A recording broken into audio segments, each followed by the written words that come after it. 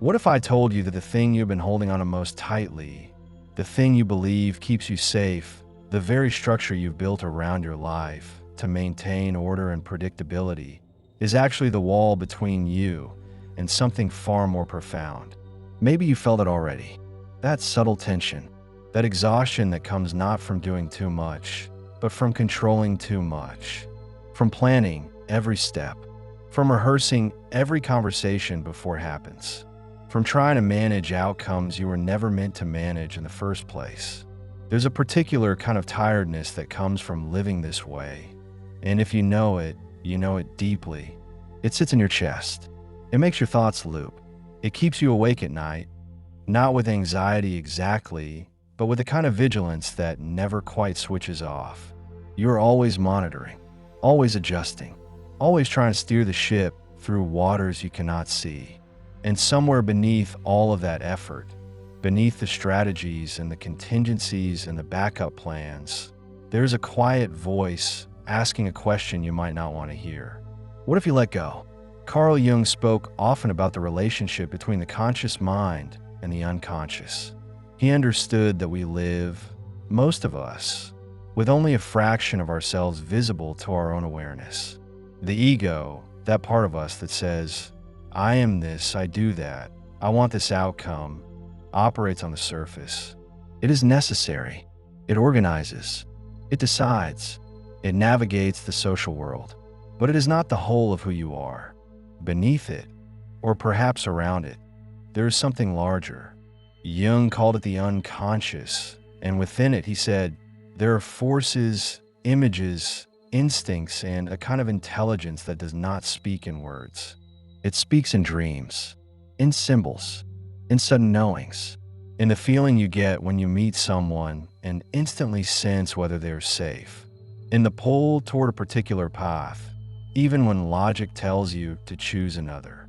This is intuition, not magic, not mysticism in the way we sometimes imagine it, but a deeper form of knowing that arises when the conscious mind stops trying to dominate every moment. You've probably been taught, as most of us have, that control is strength, that if you are responsible, if you are mature, if you are capable, then you should be able to predict, manage, and direct your life with precision. And to some extent, this is true. There are things that require planning. There are responsibilities that must be met. But there is a difference between meeting life with intention and trying to script every scene before it unfolds. The former is engagement. The latter is a kind of fear. And the more you try to control, the more rigid you become. The more rigid you become, the less you can respond to what is actually happening. You start living in your head, in the future, in the rehearsal, and you lose contact with the present moment. You lose contact with your own body. You lose contact with that quiet inner sense that used to guide you before you learned to mistrust it. When you were younger, before the world taught you to doubt yourself, you moved through life with a kind of fluidity. You didn't overthink. You didn't second-guess every impulse. You reached for what interested you. You walked away from what didn't feel right. You said yes and no without needing a committee in your mind to approve the decision. That wasn't recklessness. It was intuition. It was a natural responsiveness to the world. But somewhere along the way, maybe through criticism, maybe through failure, maybe through the slow accumulation of social conditioning, you learned that this inner sense couldn't be trusted, that you needed to think more, plan more, control more, and so you began to override it. You began to live from the neck up, and intuition, that quiet knowing, began to fade into the background, drowned out by the noise of your own thinking. But it never left. It's still there, waiting, not demanding, not insisting, just present. And the strange thing, the thing that might surprise you, is that it becomes accessible again not through effort, but through release, through letting go, through the willingness to stop gripping so tightly. This is not about abandoning responsibility. It's not about becoming passive or careless. It's about recognizing that there's a part of you that knows things your conscious mind cannot figure out. A part of you that reads the room before you've analyzed it, that senses the right moment to speak or stay silent, that guides you toward people and places and choices that align with something deeper than preference. And this part of you cannot operate when you're clenched, when you're trying to force outcomes, when you are living 3 steps ahead of yourself. There are people who spend their entire lives in a state of low-grade control. They are competent. They are organized. They meet their obligations. But they are also exhausted. And they wonder why. They wonder why life feels so effortful. Why relationships feel like projects. Why even rest doesn't restore them. And the answer, often, is that they are not allowing themselves to be moved by anything other than their own will. They have become so identified with the part of themselves that manages and directs that they have lost touch with the part that receives, that responds, that flows. Jung would say they have become too identified with the ego, and the unconscious has been pushed so far down that it can no longer speak to them in gentle ways. So it speaks in symptoms, in anxiety, in dreams that disturb, in a vague sense of meaninglessness, in the feeling that something is missing even when everything looks fine on the surface. You might recognize this in yourself. You might notice that you plan conversations before they happen, imagining what the other person will say and rehearsing your responses. You might notice that you avoid certain situations not because they are dangerous, but because they are unpredictable. You might notice that you have a hard time being spontaneous, that even play feels like it needs a structure. And underneath all of this, there's a fear. The fear that if you let go, if you stop controlling, something bad will happen. You will say the wrong thing. You will make a mistake. You will be rejected or humiliated or exposed. And so you hold on. You manage. You script. And in doing so, you cut yourself off from the very thing that could guide you more wisely than your conscious mind ever could. Intuition is not irrational.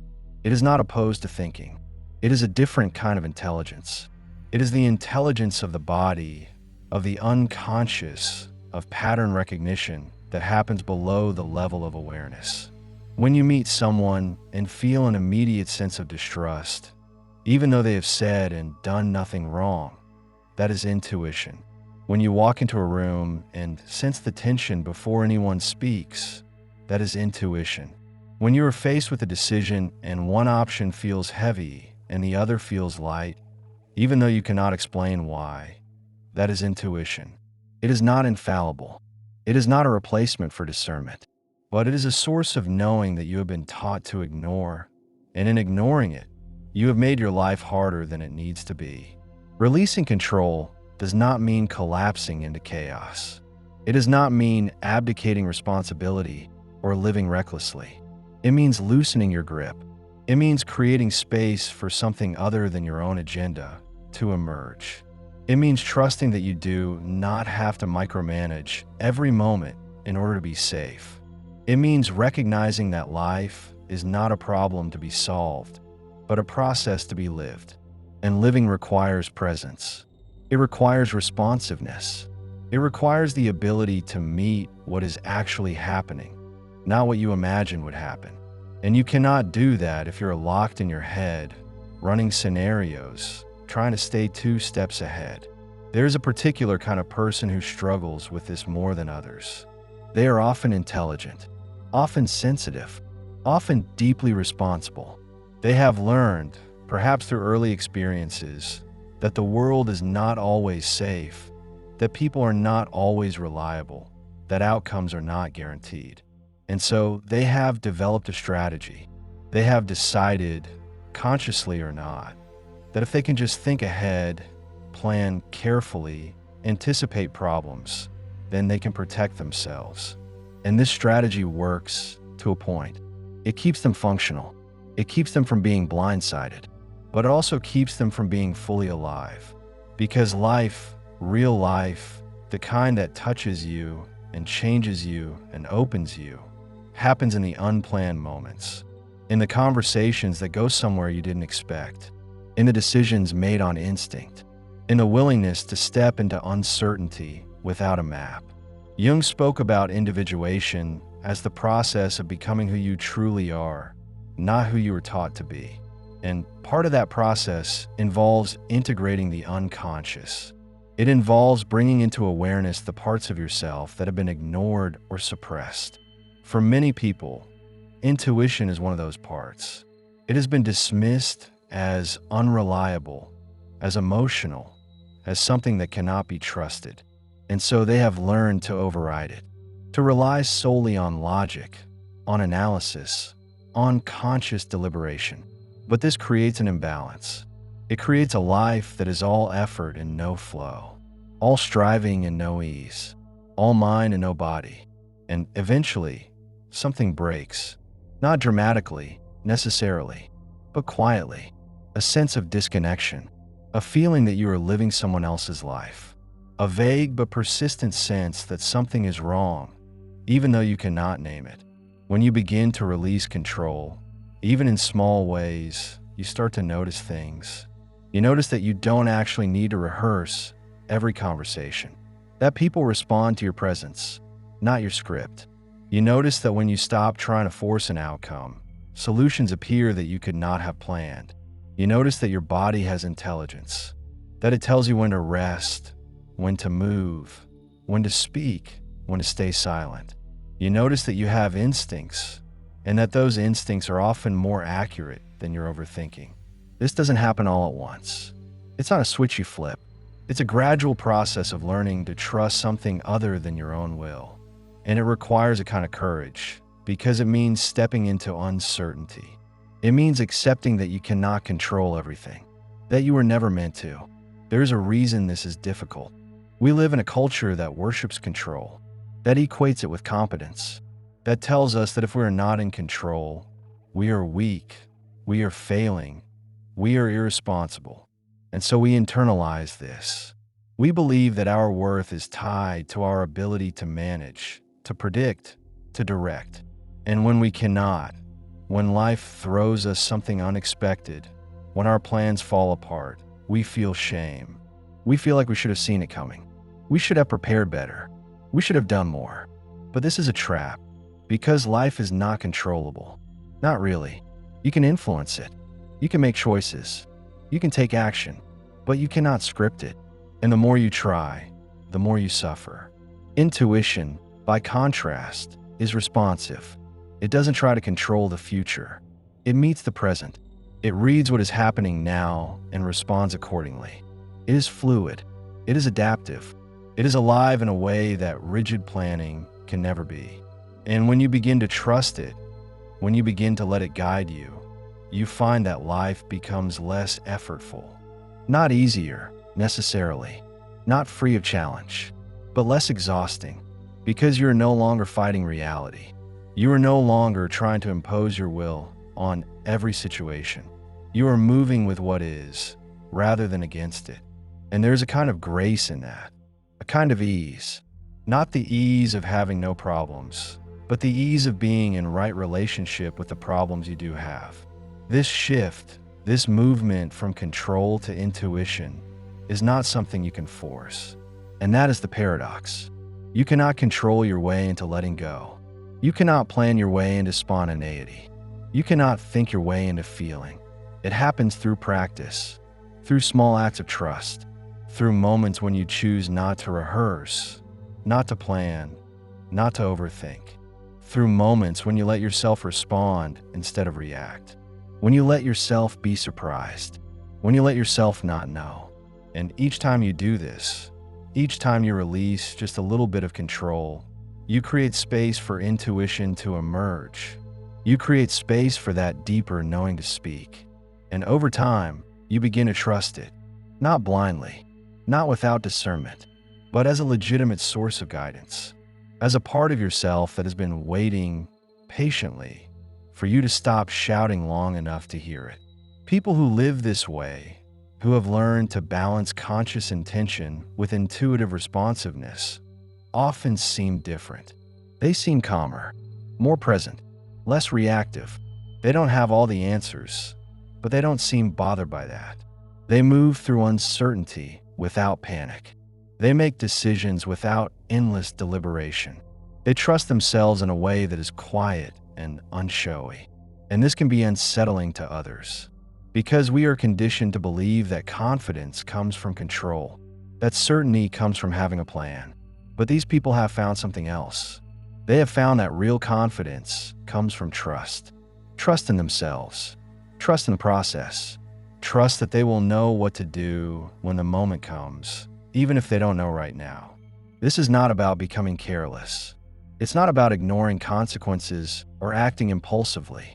It's about recognizing that there is a difference between thoughtful action and paralysis by analysis, between being prepared and being rigid, between having a plan and being enslaved to it. And the people who have learned this, who have learned to release control and let intuition take over, are not less responsible. They are more responsive. They are more attuned. They are more alive, because they are not living in their heads. They are living in the world, in the moment, in the felt sense of what is actually happening, not what they imagined would happen. Jung believed that the unconscious is not just a repository of repressed material. It is also a source of creativity, of insight, of wisdom that the conscious mind cannot access on its own. And intuition is one of the ways the unconscious communicates. It is a bridge between the known and the unknown, between what you can articulate and what you simply sense. And when you cut yourself off from it, when you insist on living only from the conscious mind, you cut yourself off from a vast inner resource. You make yourself smaller than you are. You limit your own capacity, and you exhaust yourself trying to do with effort what could be done with ease if you would only let go.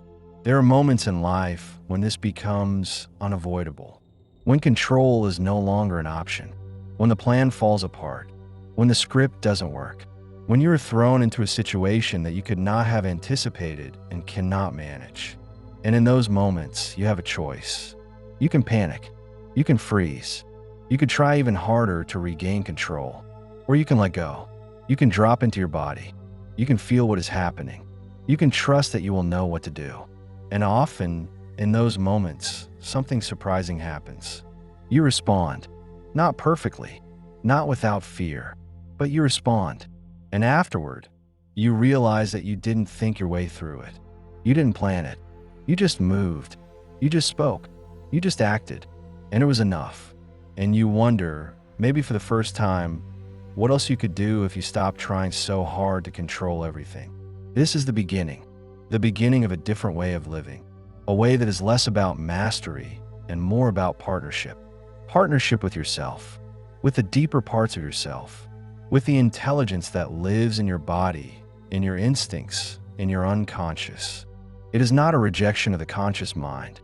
It is an expansion, an integration, a recognition that you are more than your thoughts, that you have access to forms of knowing that do not require words, and that when you allow those forms of knowing to guide you, when you release the need to control every outcome, you open yourself to a kind of flow that is both deeply personal and strangely universal. There is a reason why so many spiritual traditions speak about surrender, about letting go, about trust. It is not because they want you to become passive. It is because they understand something about the nature of life, that it is not a problem to be solved, that it is not a machine to be operated, that it is a living process, and you are part of it, not separate from it. And when you try to control it, when you try to impose your will on it, you create resistance, you create friction, you create suffering. But when you release that need, when you allow yourself to be moved by something deeper, something wiser, something that does not require your conscious management, you find that life begins to cooperate with you in ways you could not have planned. This does not mean everything will go the way you want. It does not mean you will avoid pain or loss or disappointment. It means you will meet those things with more grace, with more presence, with more capacity to respond rather than react. And over time, you will notice that the things you were trying so hard to control were often not the things that mattered. That the real richness of life, the real depth, the real meaning was happening in the spaces you weren't managing, in the spontaneous conversations, in the unexpected encounters, in the moments when you let yourself be surprised. in the times when you didn't know what to do and did something anyway, and it turned out to be exactly right. Jung said that individuation is a lifelong process. That becoming who you truly are is not a destination you reach, but a path you walk. And part of that path involves learning to trust yourself. Not the small self that is always worried, always planning, always trying to stay safe, but the larger self, the self that includes the unconscious, the self that includes intuition, the self that knows things you have not yet learned to articulate. And the more you learn to listen to that self, the more you learn to release control and allow intuition to guide you, the more you become who you were always meant to be. Not someone else's idea of who you should be, not the person you think you need to be in order to be acceptable, but the person you actually are beneath all the strategies and defenses and carefully constructed plans. This is not easy. It requires a kind of inner honesty that can be uncomfortable. It requires you to admit that you have been holding on too tightly, that you have been trying to manage things that were never yours to manage, that you have been exhausting yourself in an effort to avoid the very uncertainty that is the ground of all creative life.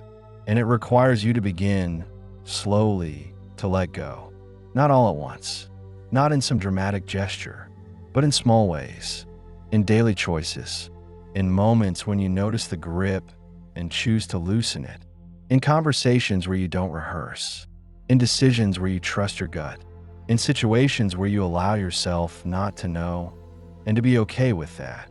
And as you do this, as you practice this release, you will begin to notice something. You will notice that intuition is not some mystical force outside of you. It is you. It is the part of you that has always been there, quietly observing, quietly knowing, quietly guiding. It is the part of you that feels the truth before you can think it, that senses the right path before you can justify it, that knows when to stay and when to go, when to speak and when to listen, when to act and when to wait. And it has been waiting for you to stop shouting long enough to hear it. It has been waiting for you to trust it, to trust yourself, not the self that is afraid, not the self that is trying to control, but the self that is deeper, wiser, more connected to the whole of who you are. There is a quiet strength in this, a strength that does not announce itself, that does not need to prove anything, that simply is. And when you find it, when you begin to live from it, you will notice that other people sense it too. They may not be able to name it. They may not understand it, but they will feel it. They will feel that you are present, that you are real, that you are not performing or managing or trying to control their perception of you. And some people will be drawn to that, and some people will be unsettled by it, because depth makes people uncomfortable when they're living on the surface. Authenticity challenges those who are hiding, and presence confronts those who are always elsewhere, always planning, always in their heads. But you are not responsible for their discomfort. You are only responsible for your own integrity, for your own alignment, for the slow, patient work of becoming who you are.